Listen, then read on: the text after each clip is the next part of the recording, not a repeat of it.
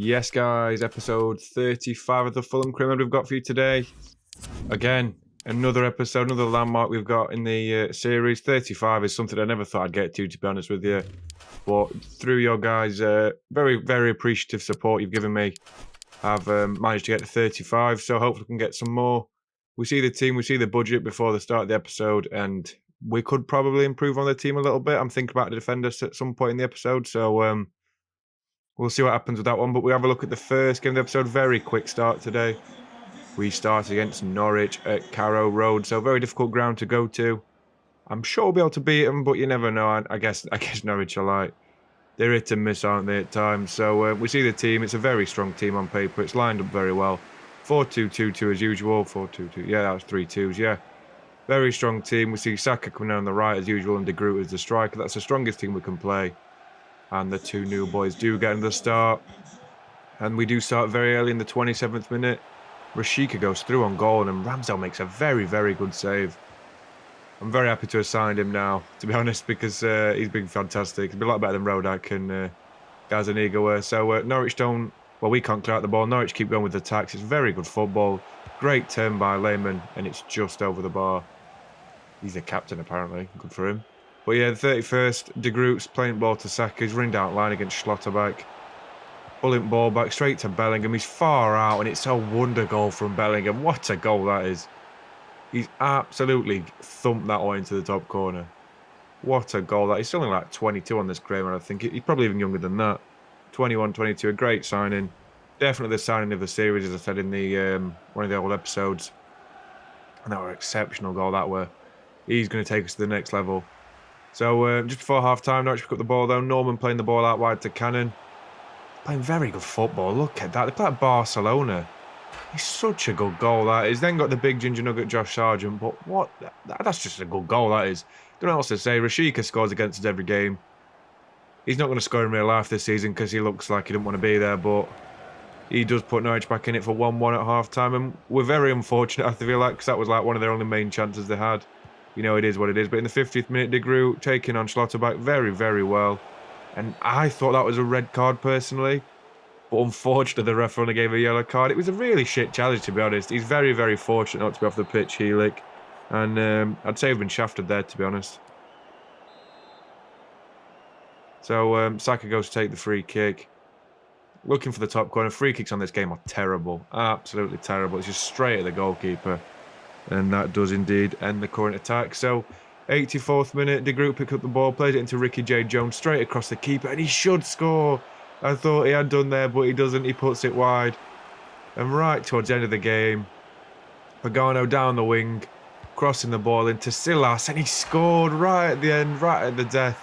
And we have nabbed a win against Norwich at Carrow Road. We've definitely deserved it, but there's a thing about deserving it and then actually doing it. So, great ball by the youngster Pagano, and he definitely saved us there. Absolutely saved our skins. So, it's great football, to be fair. Really good football. And we do obviously get the win because, as we're going to see in a minute, the whistle's going to go. And Silas has got his third goal of the season already. I only scored 4 last season, I think, and only 3 in the league. So he's already matched last season's goal tally. So he's done really, really well so far. To say he's been coming off the bench. And it was a very, very comfortable win. When he scored in his last game, and this one was very difficult. He saved us massively there. Absolutely saved us to steal the game 2-1 against a very resilient Norwich side, to be fair. Very resilient, very difficult to break down. I mean, Daniel Farke's the manager, which is very upsetting. I don't know why they can't change it to Dean Smith, but I guess I've already started the save, so yeah, we'll go with press conference. We'll win another game, and we do go having a look at another centre-back. So, had a quick look in Liège one, a quick browse, and I was very surprised looking through just a random list of defenders. Like, look how quick I'm scrolling. That's just taking off names.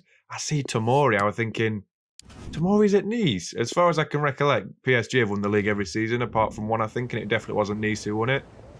So maybe a realistic signing would be picking up Tomori, potentially. So we offer £50 million, which is a lot of money for Tomori to say he's worth 48, I believe. 40, 48. That's what they were asking for at the start. We want Zambo and Gisa, that's not going to happen.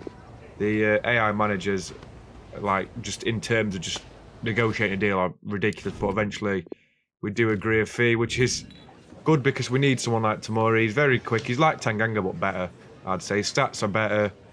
He's probably quicker. I don't think he's as physical, but he's definitely got better defending and passing, so that's what we're all about. From a 5-year deal after he requests a 4.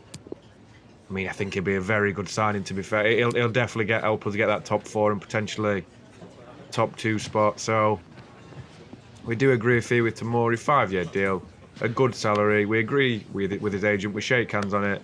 And Tamori has joined the club. So very nice signing there. I'm really happy with that one. I guess it's realistic because he plays for Nice. So it's not like he's playing for a club bigger than us, since we're a Champions League side. And just before we finish with that, we're looking for this Serbian youngster, again approached by Deportivo Alaves. That's how you know they're a good youngster. 19 years old, recommended wage 33.5 grand a week, which is exponential for a young player who's never been signed before. 19 years old, come out of the blue. For a 5-year deal, we're going to have to offer him 30 grand a week. I hope he's worth it, 1.2 million sign-on bonus, because we've got plenty of cash to burn after the Tamori signing. And I don't think I'll show you his overall, but he's a 77 or 78. So a very, very good signing nonetheless. And I'm very, very happy with that one. We see Tamori just before the next game in the pre-match ritual. And it's going to be a lot of attention. I mean, first impressions today. First big game. He's in front of the home fans at the Cottage. And hopefully he can get the job done. So very, very intriguing opposition again in Bournemouth. I think they went up last season. I think they might have won the league. So a very difficult game nonetheless. Ramsdale in goal. Lamptey comes in for his first start at home. So does Tamori. Bellingham and Zambuanguisa are the holding midfielders, along with Mellor and Demir as the attacking midfielders, and then De Groot and Mitrovic as the strikers. So, interesting game. I believe this is the feature game, so I'll have a quick look at Bournemouth's team. Again, Mark Travers still playing for Bournemouth. He's so weird. Same with Jack Stacey as well. We've got a decent team. We've got Nikola Milinkovic from Fiorentina. Very interesting midfielder, the striker playing central midfielder. And then Jefferson Lerma on the left wing. I am not so sure about that one, I am not so sure about one. But yeah, we do start very early. 3rd minute. Mellor's turning, playing it to De Groot and Mitrovic. Look at this football. Just tear him open. Demir very early on, and it's 1-0 already. I think this game may be an absolute hammering. Great football from the boys. Absolutely phenomenal football. And it's another assist for Bellingham as well, who drives forward quite a lot at the moment. I do like him. Him and Zambuanguisa are perfect partners. And we do go 1-0 up with Demir's first goal of the season. So it's a good goal, to be fair. I really like it. He's a very good player in real life. I mean, I think he's been wasted at Barcelona, but we do go 1-0 up. And I can't speak any highly of him. He's a good player. 82 rated now. He's going to be pushing for first team places. But straight after kick-off, we pick up the ball. Straight into Demir and De Groot. Mitrovic looking back for De Groot, who sprints straight past Emerson. He's nowhere near him. And it's 2-0 already. Oh dear, oh dear. As I say, this looks like a hammering, this does. Indeed, it looks like a hammering. They cannot keep up with the flow of play. Emerson's an old man at this point. He's got no legs left, bless him. And we do go 2-0 up. Then not long after that, 10 minutes later, Demir running down the line, looking for the middle, straight back to Mellor, and it's an easy header for 3-0. 3-0 in 18 minutes. That's one of the records of the save, surely. Especially since the Championship. What a run that was down the line. And a very good finish by Mellor. So we do go again just before half-time. Bellingham this time. It's a good save by Travers, to be fair. The Ireland number 1. He's number 1 or number 2 in real life. I think he's Irish anyway. Sounds it. We do cross the ball from the resulting corner, though. Mitrovic scores. So before I miss that, I try to speak really quickly, because obviously he's going to score either against Bournemouth. These are absolutely shambolic defensively. Absolutely shambolic. And we do indeed go 4-0 up. And just before half-time, Travers kicks the ball straight to Mellor. Mitrovic picks it up. I thought about hitting it, then I thought, no, play it to De Groot. Through on goal again. And he megs us Travers. Oh my days. 5-0 at half-time against Bournemouth. These are relegation fodder. These are absolute relegation fodder. I cannot see these staying up since they're conceding 5 to us before half-time. Yeah, we're fantastic in the attack, but 5-0. They haven't had a shot on goal, really. And cruising at half-time. Absolutely cruising. They'll be able to take the kick-off. And not much else, but going to half-time, 5-0 up. It's a bit ridiculous, isn't it? I think it's a bit ridiculous beating these 5-0. But straight after half-time, Jamal Lowe is through on goal. He hits the crossbar, but it comes straight back to him. And he makes no mistake. He gets them, well, I'm going to say gets them back in the game. He gives them a bit of something to cheer about. So, yeah, 5-1. disappointing. We can't keep clean sheets. That was a very hard sentence to say. But, you know, it is what it is. But Mitrovic picks up the ball, plays to the group again. He runs straight past his man twice. Looking for the overlap. Plays it into Mitrovic inside instead. And it's such an easy goal again. Honestly, this is on Legendary with no sliders. I think I should play on Ultimate, but that's going to be a completely different ball game. But that was ridiculous. And we do go 6-1 up. Then De Groot again looking for the overlap. Straight to Joshka Gvardiol for his first goal of the season. I don't think he scored once for us, you know, as he calms down the Bournemouth fans. There's no point at 7-1, mate. You're taking piss a little bit. But we do go 7-1 up. Right before Zamboanguissa forces a very decent save from Mark Travers, who didn't have a very good game, but you can't blame him that he's got a shit defence, can you? And again, resulting corner. Travers makes a save and Gvardiol follows up for 8-1. 8-1 against Bournemouth. I'm sorry I'm showing all goals. I just find it so funny to absolutely pepper a team and destroy them, really. This is not fair. And Gvardiol does indeed make it 8-1 with a, I would say, composed finish, but it was 2 yards out, so I can't really say that. But just before the end of the game, Mella runs through again, looking for across the goalkeeper, and Travers is having an absolute nightmare with his defenders. They're nowhere near anybody. He's got players there who Bournemouth have signed for like 20, 30, 40 million on this, and they're just nowhere near my team. So 9-1, the boys are battering. But just before the end of the game, Jamal Lowe again, his pace has been a real problem. Hits the post again, it comes back to someone else again. And right before the end of the game, Bournemouth make it 9-2 to sort of, I guess, make it a little bit better than it looked originally, because they were absolutely abysmal. Absolutely abysmal. And we absolutely wholeheartedly deserve that win. Very comfortable. And we have a look at the match after the game. 7.6 expected goals. One of the highs for the Premier League. And we absolutely resoundingly deserve that win. So I can't think of anything else to say. We're just absolutely fantastic. We focus on tomorrow before the game. He had a good game. He was outpaced twice, though, by Jamal Lowe. To say he's our new pacey centre-back, which we've got a lot of, to be fair. He was absolutely burnt by Jamal Lowe, so he must be like 93, 94 pace at this rate. But we do lose the we do win the game 9-2, and very, very good win. But we go straight into the Champions League. By the way, there was no cut in between that originally. I didn't do a black screen originally. The game just like transitioned straight to the Champions League. So like, I'm not having that. Like that just looks stupid. But yeah, we have got a Champions League. First game of the Champions League for Fulham ever. So it's absolutely massive. And we've got Villarreal. You can see our group. Villarreal, Leverkusen and Fenerbahce. And we will be attending the first press conference of the Champions League. Look at that group. It's a reasonable group. That I'd say Villarreal are probably the second hardest team, along with Bayer Leverkusen and Fenerbahce are definitely the whipping boys of the group. I mean, unless we are, but I hope not. I'm going to say I hope we're not. But yeah, we try and create a little bit of something before the game. But you know, press conferences are shit this year, so it didn't really do anything. But we do go into the Champions League game. Look at this for like nice visuals on the screen. You see the team walking on the big white and black bus. Then you see the Villarreal boys walking in. Ruben Neves playing for Villarreal. That's something you never thought you'd see. Look at him. He's very handsome, and Ruben Neves. I'm not going to lie. But we do start in the first Champions League game ever to be held at the Cottage. To my recollection, anyway, I'm sure it is. I know they played in the Europa League, but not the Champions League. And we do have Villarreal. We see the team. We've got Ramsdale in goal. We've got Tanganga as a right back this time. We've got Saka. Honestly, I'm not gonna lie. That team was all over the place. We've got Hatspur at right back, Tanganga, Ramos, and Robinson as the defence. Bellingham and Zamboanguissa to midfielders, with Saka, Mella, Carrillo, and Mitrovic starting as the front four. Carrillo is making his debut, by the way. So we see the team before the game taking their little pose. And look at that. Look at that. What a bunch of handsome bastards we've got in our team, including Hateboa. But we do start very early. 11th minute. Corner for Villarreal. Pereiro takes the corner. And this is one of the best blocks I've ever seen from the AI. Hateboa out of nowhere wins the ball. But 17 minutes in, Mella makes no mistake. He has a little bit of wriggle room to get round his man. Goes past him and his weak foot plants into the top corner.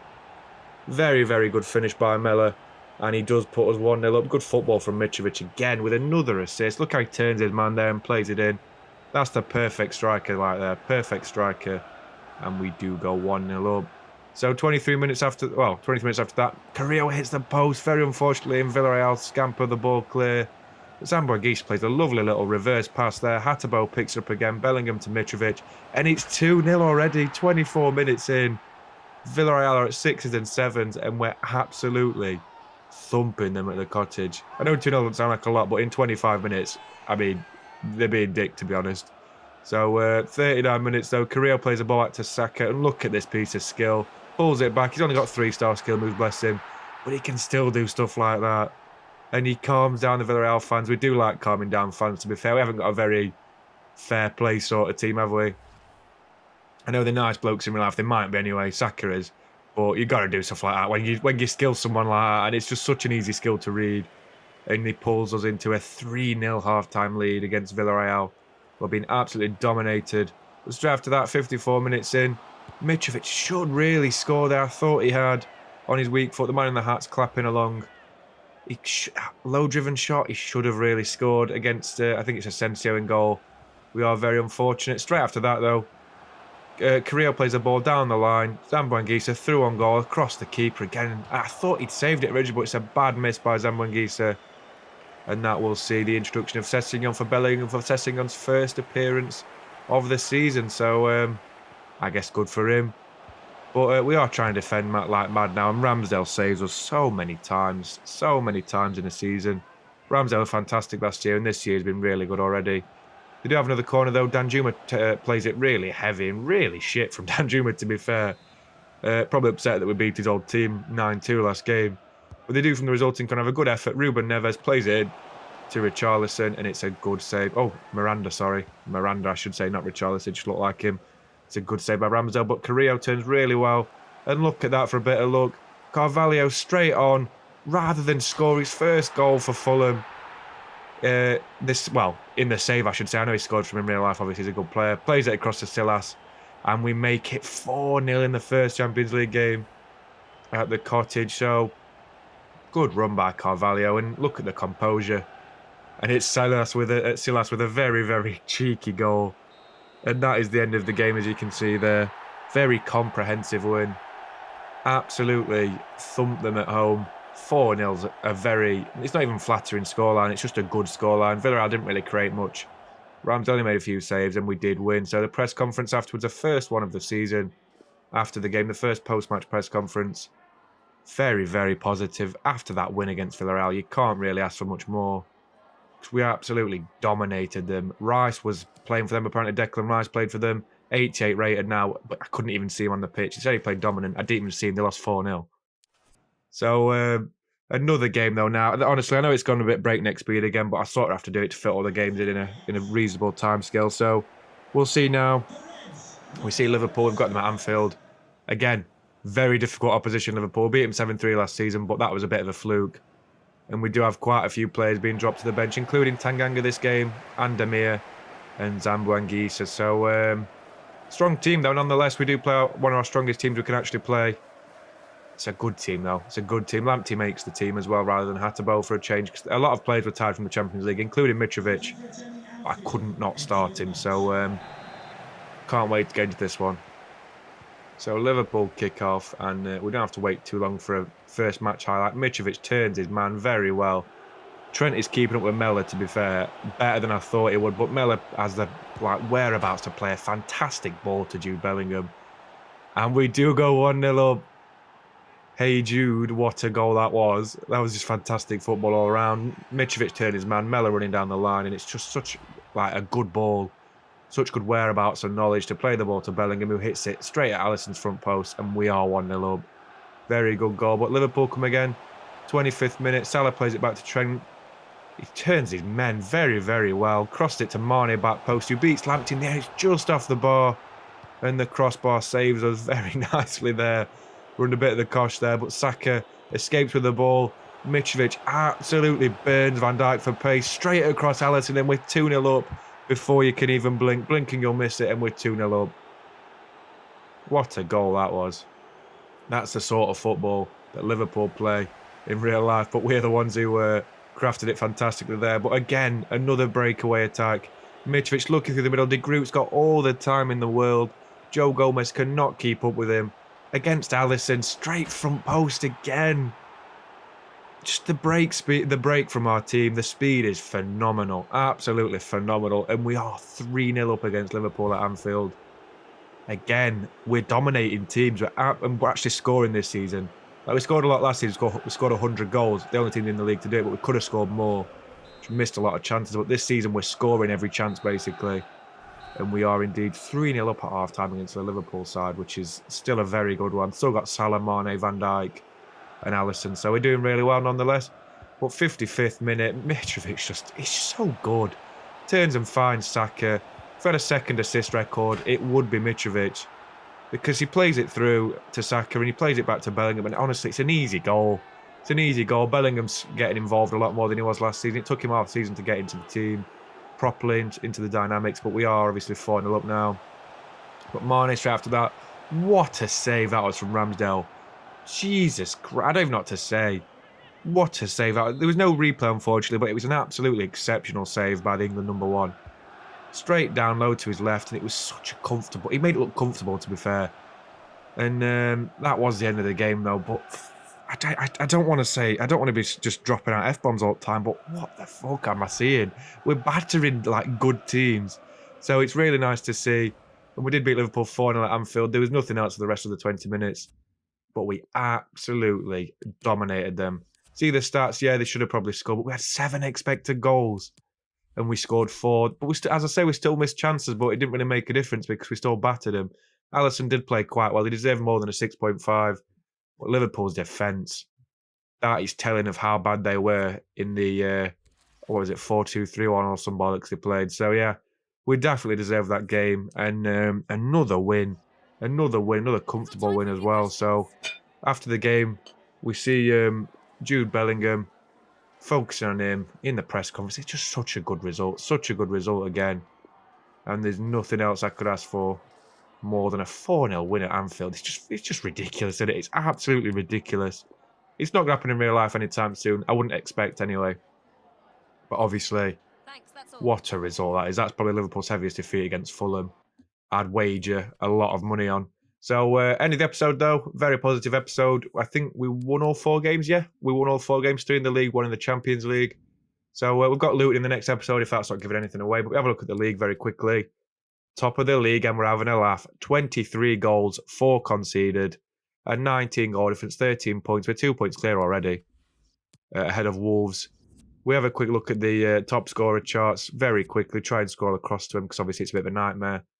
The menus are really slow. Cabral is the top scorer, but Mitrovic is the second top scorer with 5 goals. De Groot's got 4. Very, very good so far. Cabral's a good player and all, to be fair. He always scores against us for Burnley. So we have a look at the rest of the top scorers. We have Bellingham and Silas, I think, on 3 and 2, and Saka's got 2 goals as well. So we're doing really well as well. So Ramsdale's got 2 clean sheets as well, which is fantastic. Fantastic that he's got 2 clean sheets. I'm going to say we're halfway there till what we got last season, so we're doing all right. So we'll look at the next episode. We've got a home game against Luton in the Cup. We've got a home game against West Brom at the Cottage. After that episode was fantastic. I can't believe how many teams we beat then. We've got an away game against Fenerbahce. I don't know what their stadium's called because I'm not Turkish. We've got an away game against City at the Etihad, and potentially a home game against Villa at Villa Park. So I really appreciate you watching. Please like and subscribe, and I'll catch you in the next one. Cheers.